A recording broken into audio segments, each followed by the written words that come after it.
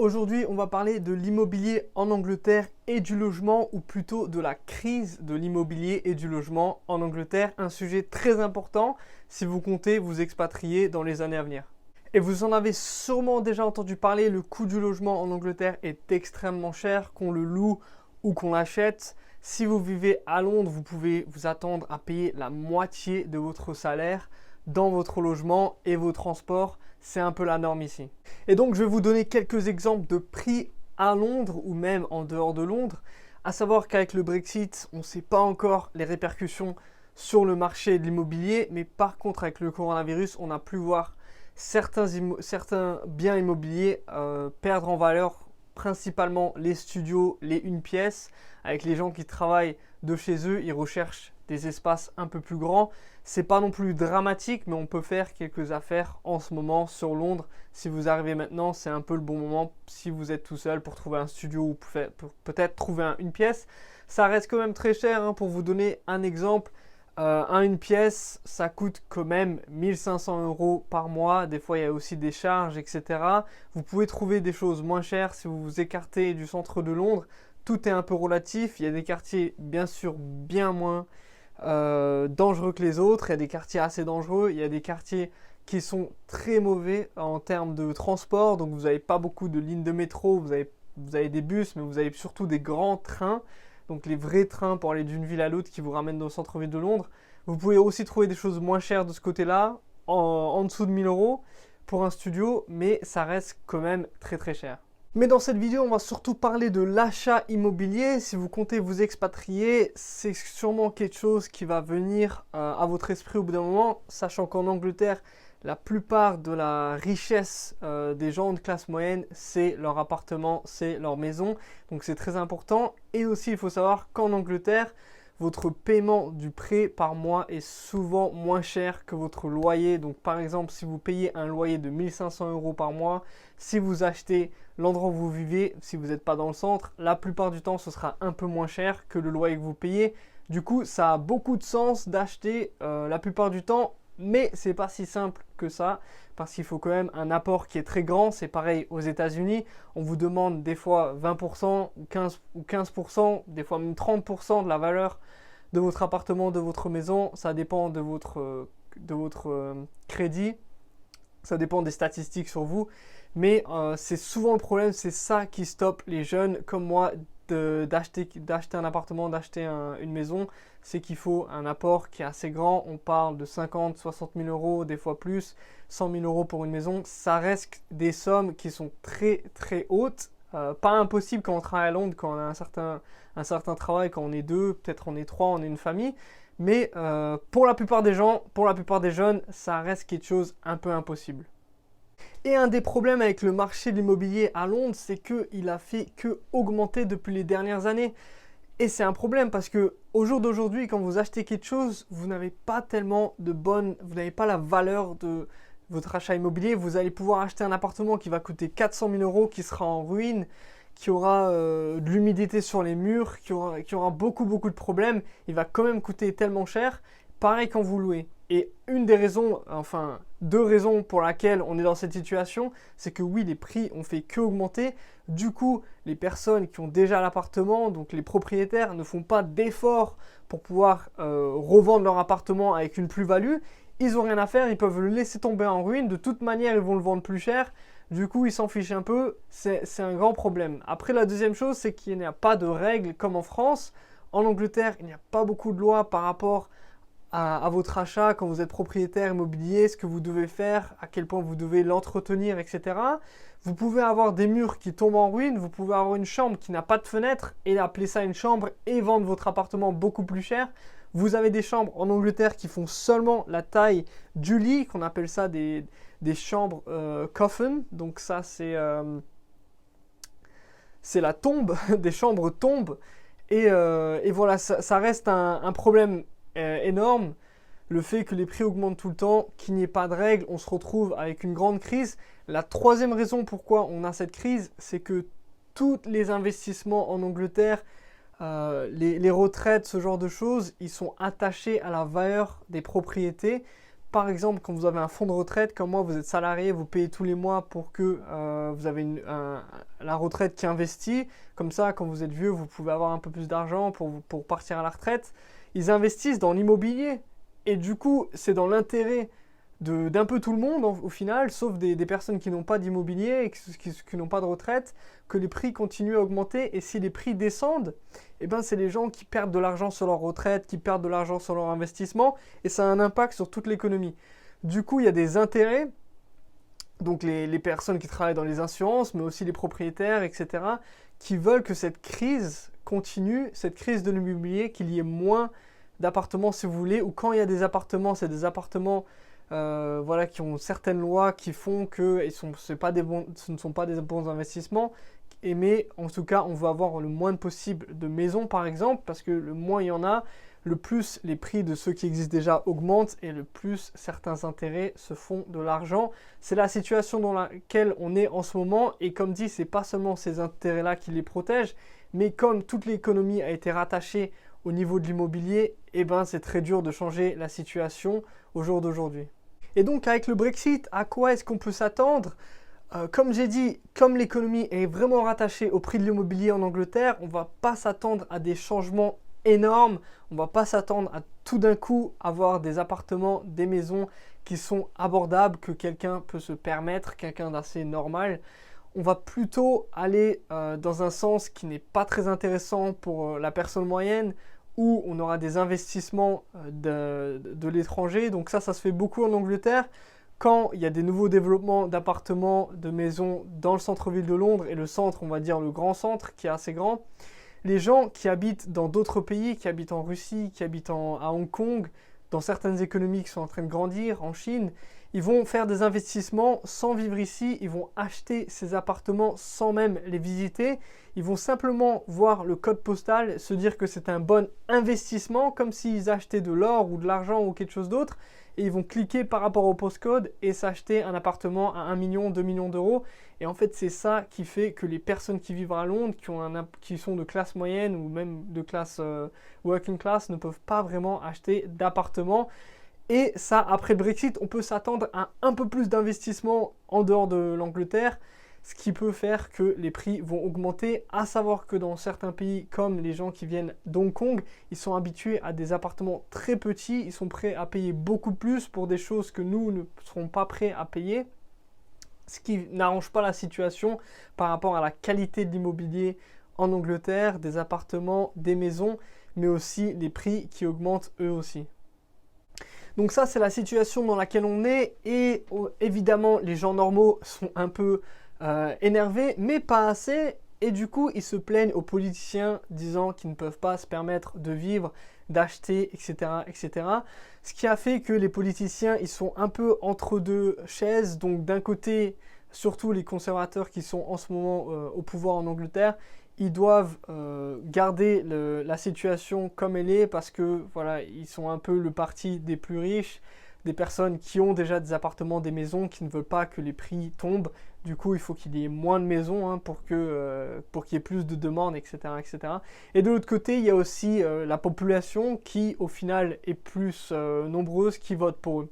Donc, qu'est-ce qui s'est passé ? Il y a eu certains programmes pour aider les jeunes ou les personnes qui ont moins d'argent à pouvoir acheter des appartements ou une maison en Angleterre. Malheureusement, il faut savoir qu'en Angleterre, déjà, il y a plusieurs manières d'être propriétaire. Donc il y a propriétaire 100% où vous achetez, si vous voulez, le terrain et la maison dessus. Donc ça, vous pouvez le faire que si vous achetez tout un bâtiment ou si vous achetez une maison. Si vous achetez un appartement, comme dans lequel moi je vis, en France, c'est un peu l'équivalent d'acheter les murs. Donc vous achetez l'appartement si vous voulez, mais vous n'achetez pas le sol, vous n'avez pas le droit du sol. Du coup, vous devez quand même payer un loyer au propriétaire de l'appartement, qui n'est pas non plus énorme, mais ça peut être de 300 à 1000 à 3000 euros par an.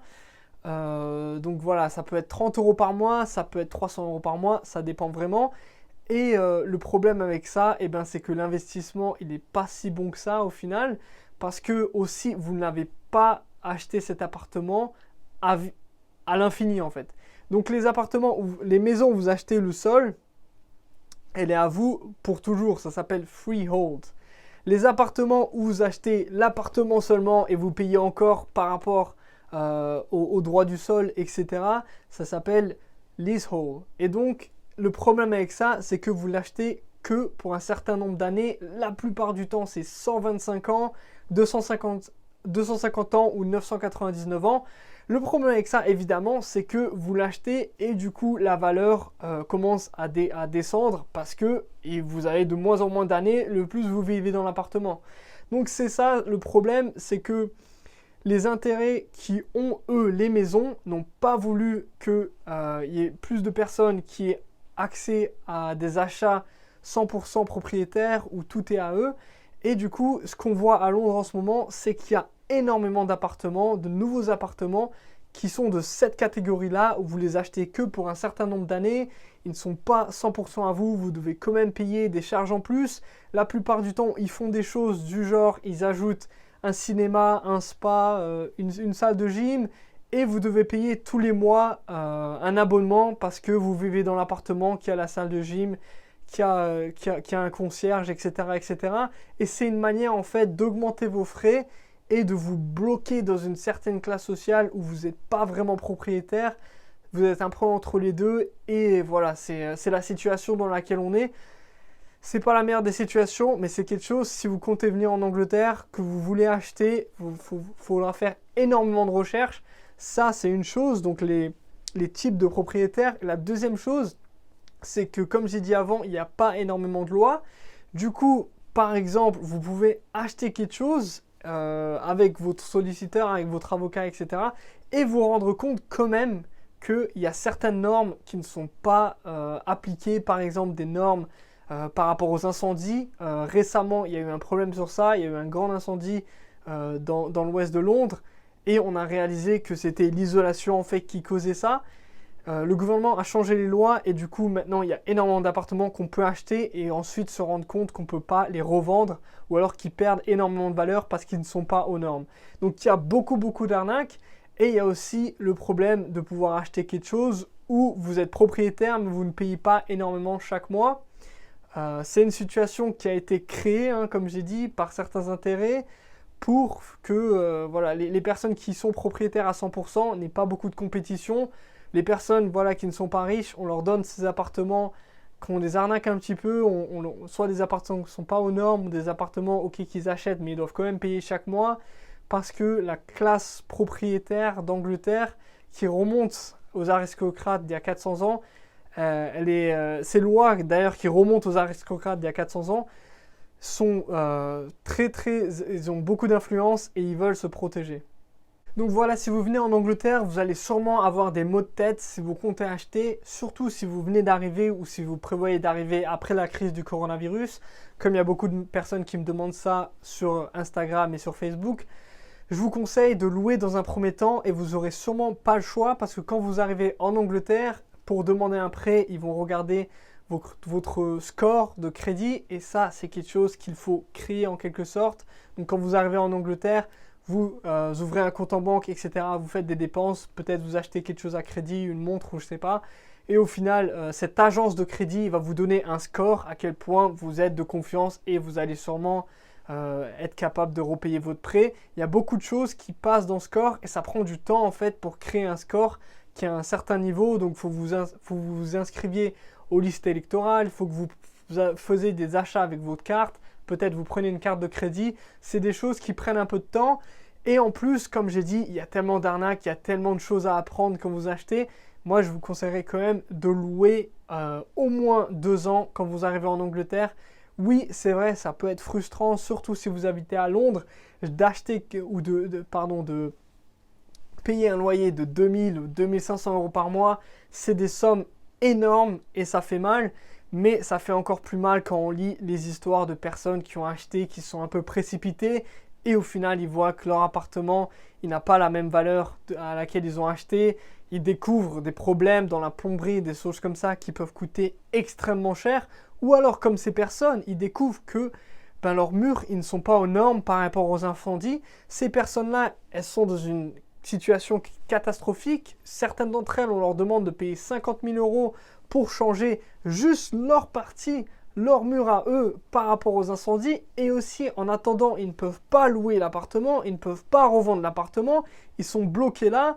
Il y a certaines personnes comme moi qui sont en couple, voilà, peut-être qu'ils ont eu un enfant, ils sont bloqués dans un appartement, une pièce qu'ils ne peuvent pas revendre, qu'ils ne peuvent pas louer par rapport à ça. Donc c'est vraiment des choses à apprendre, ça prend du temps.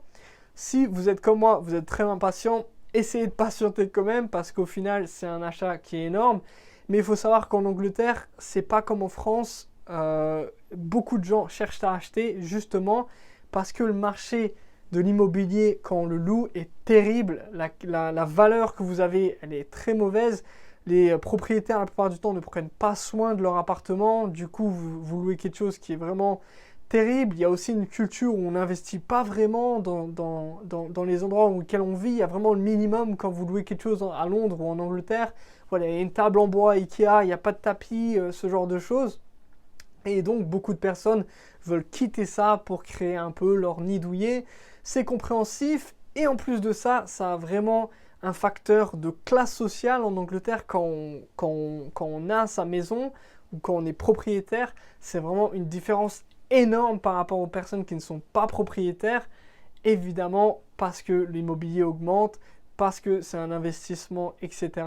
C'est vraiment l'indicateur de classe moyenne en Angleterre et c'est pour ça qu'il y a un peu une mortgage mania où tout le monde veut avoir un prêt qui s'appelle un mortgage en Angleterre et tout le monde cherche à en avoir un. Petit tips là-dessus d'ailleurs, personne ne va à une banque et demande un prêt en Angleterre. Il y a des gens qui sont entre les deux en fait, qui vont négocier pour vous un prêt avec un taux qui est mieux, avec peut-être plus d'argent, avec un apport qui est plus faible, etc. C'est une personne que vous payez à peu près 200 €, un broker ça s'appelle. Et ça vaut énormément le coup en Angleterre. Personne ne va à la banque et dit ok je veux un prêt, j'ai un projet immobilier. C'est vraiment très différent de la France. Et donc parce que les prix, surtout à Londres, sont très hauts, mais que les opportunités à Londres sont vraiment ici, pour vous donner quelques statistiques, 95% à 99% des nouveaux diplômés viennent trouver un emploi à Londres. C'était mon cas aussi et j'ai pas fait mes études à Londres et au final, les emplois étaient ici, donc j'ai dû venir. Beaucoup de personnes commencent leur carrière ici, travaillent ici 5, 6, 7 ans et décident de changer de ville. Il y a des personnes qui partent vers Manchester, il y a des personnes qui partent vers Liverpool, il y a des personnes qui partent à Birmingham, qui est la deuxième plus grande ville d'Angleterre. Après, certaines villes ont une réputation qui est moins bonne que d'autres, mais si vous avez travaillé à Londres, les chances sont que vous pouvez vous permettre d'aller acheter une maison dans une autre ville, ce qui est quand même intéressant. À savoir que de nos jours, là, avec la crise de la pandémie, il y a beaucoup d'entreprises qui vous permettent de travailler de chez vous. Peut-être que ça va valoir le coup de vivre un peu plus en dehors de Londres. Mais si vous vivez en dehors de Londres, c'est-à-dire la périphérie, que vous avez une voiture, etc., ça reste encore assez cher. C'est vraiment les autres villes où il y a une différence qui est flagrante, qui peut être des fois, ça peut être 2 fois moins cher. D'ailleurs, la moyenne pour une maison en Angleterre, c'est 250 000 livres. La moyenne pour une maison à Londres, c'est 500 000 livres. Et encore, trouver des maisons à 500 000 livres, il ne faut vraiment pas habiter dans le centre. Il faut habiter un peu en périphérie ou alors acheter une pièce. Donc voilà. C'est la situation dans laquelle vous êtes. Il y a beaucoup de personnes qui commencent leur carrière à Londres, qui économisent un peu d'argent, qui acquièrent de l'expérience et qui décident d'aller dans une autre ville. Et parlons-en un peu d'acheter dans une autre ville, même quand on habite à Londres. Une question encore qu'on me pose tout le temps, est-ce que je peux habiter à Londres, économiser et acheter une maison en France parce que je compte peut-être revenir un jour? Déjà, il faut savoir que ce ne sera pas le meilleur investissement. En France, vous n'allez pas pouvoir le louer autant, le retour sur votre investissement ne sera pas tellement énorme, mais aussi vous perdez énormément d'argent si vous n'achetez pas sur Londres. Tous les mois, vous payez 1000, 2000, 3000 € de loyer, ça dépend si vous êtes une famille ou pas, et du coup, c'est de l'argent que vous pourriez mettre dans un prêt pour acheter un bien ici et en quelque sorte économiser tout cet argent, à savoir que voilà, on parle de 20 ou 30 000 € par an. Si vous restez 5 ans, ça fait énormément d'argent. Quand vous revendez votre bien, tout cet argent, la banque vous le rend parce que vous avez au final payé toutes ces années une partie de cette maison. Et c'est un investissement qui est bien mieux qu'acheter en France. Si vous faites ça, si vous achetez en France, vous allez dépenser énormément d'argent en loyer ici. Et aussi, il faut savoir qu'une des raisons pourquoi peut-être vous dites je veux acheter en France, c'est parce que le prêt ici est difficile à obtenir. C'est vrai que c'est dur parce qu'il faut cet apport qui est énorme. Mais acheter en France avec un emploi ici, c'est aussi difficile par rapport aux banques françaises ou aux banques anglaises qui vont vous poser des questions par rapport à cet investissement, par rapport à votre situation et vos finances. Donc, c'est peut-être pas la solution à rechercher. Il y a des gens aussi qui achètent dans une autre ville en Angleterre, par exemple, qui vont acheter à Liverpool. Liverpool, si vous connaissez le football, etc., vous vous dites c'est peut-être une ville intéressante. C'est une ville assez pauvre, hein, qui n'a pas la meilleure des réputations. C'est très, très abordable, Liverpool. C'est pas cher du tout. Ça peut être même moins cher qu'en France. Mais comme dit, ça peut aussi être ne pas être le meilleur endroit pour vivre. Donc, beaucoup de personnes habitent à Londres. Ils vont acheter une maison à Liverpool ou à Manchester, à côté des universités. Et ils vont louer ça à des étudiants et ils vont se faire beaucoup, beaucoup d'argent. Moi, quand j'étais étudiant à York, je louais mon appartement. Enfin, j'avais une maison, on était 4 en coloc. Je payais moins 400 €. Les autres payaient à peu près pareil. En tout, à peu près 2000 € pour toute la maison, si on prenait en compte les factures, etc. La personne qui a acheté cette maison a payé bien, bien moins que ça. Et s'il a un prêt, il paye bien moins que ça. Il paye peut-être 800 € par mois. Ça veut dire que cette personne, ce propriétaire, gagnait 1200 € par mois. Et d'ailleurs, la maison était terrible. Il y avait de l'eau qui tombait du plafond, etc. Ils en ont rien à faire. Ce qui est vraiment dommage, mais c'est un peu la culture ici en Angleterre. Et c'est un problème qui est vraiment existant partout. Et c'est pour ça que beaucoup de personnes veulent quitter la location et aller et devenir propriétaire. Mais ça, c'est juste pour vous dire que c'est quelque chose qui se fait énormément. Des personnes travaillent à Londres, économisent, achètent un bien à Liverpool, le louent là-bas. Et aussi, c'est aussi des villes qui sont en train de grandir. Du coup, ça apprécie. Ils font un peu plus d'argent, ils en achètent un deuxième et un jour, ils achèteront à Londres. C'est un peu casse-tête, mais c'est une solution qui peut répondre à votre situation. Ok, je vais finir avec quelques statistiques. Donc, le salaire moyen d'une personne qui achète à Londres, c'est 52 000 livres par an. À savoir que si vous avez regardé mes autres vidéos, 52 000 livres, ce n'est pas comme 52 000 €, même 60 000 € en France. C'est plus parce que vous payez moins de taxes, vous aurez plus d'argent dans vos poches. Mais c'est une somme qui est quand même assez haute parce que le salaire moyen à Londres, c'est 40 000 livres. Donc là, on parle de 12 000 € en plus du salaire moyen pour être un premier acheteur. Et l'apport moyen pour acheter à Londres est de 109 000 livres, ce qui est énorme. À savoir que là, on parle des chiffres moyens. Il y a des personnes qui achètent avec moins de ça. Il y a des personnes qui achètent en famille.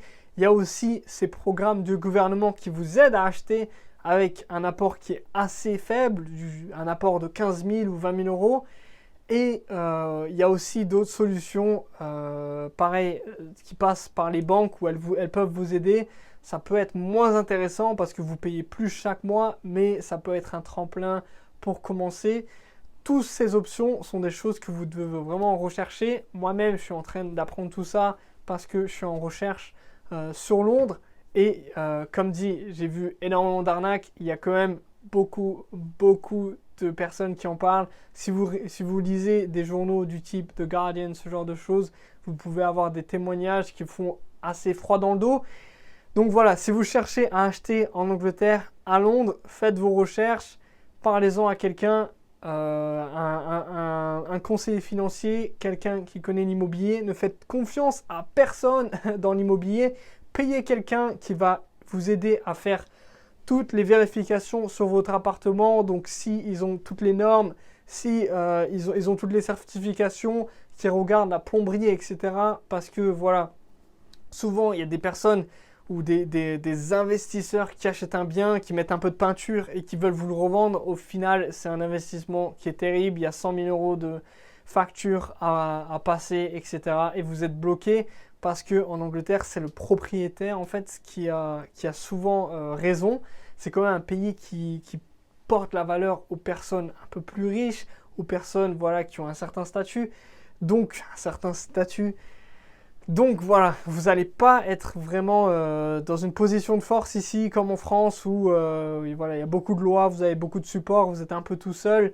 Il faudra vous battre s'il y a un problème, ça va prendre du temps, ça va vous prendre de l'argent parce qu'il faudra payer un avocat, Donc voilà, vaut mieux prévenir que guérir. Faites vos recherches, prenez votre temps et je ferai d'autres vidéos. Si vous avez des questions spécifiques, n'hésitez pas. J'en reçois beaucoup sur Instagram par rapport à ce sujet. Mais s'il y a des questions spécifiques, je ferai une vidéo ici aussi sur les changements qu'on verra après le Brexit, parce que là c'est un peu tôt encore, mais aussi sur vos questions spécifiques où je répondrai à toutes vos questions une par une. En attendant, faites de bons investissements, prenez soin de vous et si vous avez des questions, n'hésitez pas. Abonnez-vous, mettez un like. Si vous avez aussi des questions tout de suite qui sont un peu publiques, posez-les en commentaire, comme ça je peux répondre, ça peut aider plus de personnes. Et si vous voulez partager la chaîne, ça fait très plaisir. J'essaie de faire un max de vidéos pour aider les personnes qui me posent des questions tout le temps et répondre aux questions qui sont très populaires. Ok, see you.